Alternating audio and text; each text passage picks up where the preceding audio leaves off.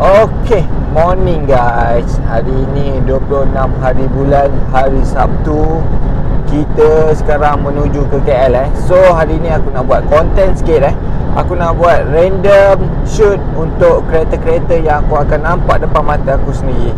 So let's go, kita tengok kereta apa yang menarik dekat depan mata aku. Nanti aku akan capture lah yang mana yang sempat.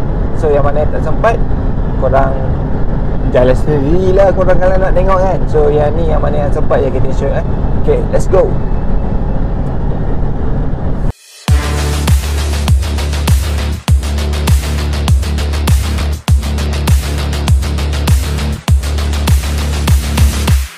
Ui, jahat lah plate number dia. Single digit single digit old school punya kereta ni. Ui, barang rare ni, barang rare.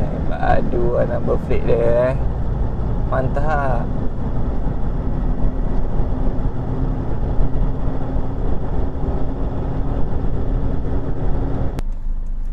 Okay, ni kereta Porsche GT3 ke GT2 apa? Awak syut. Okay, bye. Vios TRD.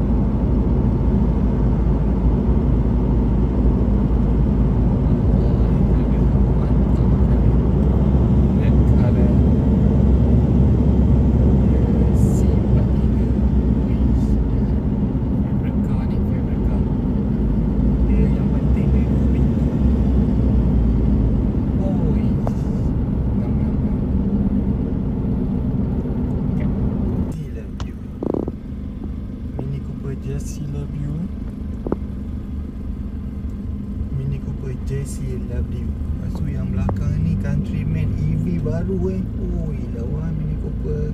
Yang belakang EV, yang depan tu JC Love You. Cantik. Lawa. Lagi orang Malaysia.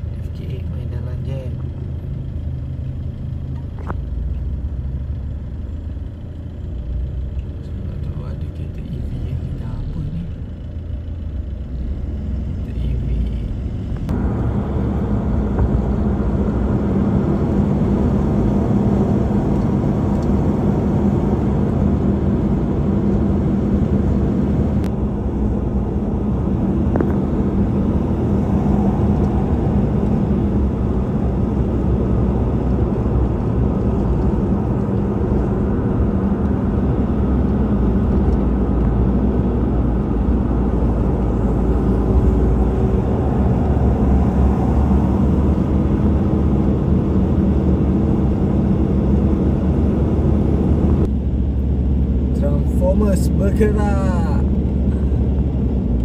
Alphard, Toyota Alphard.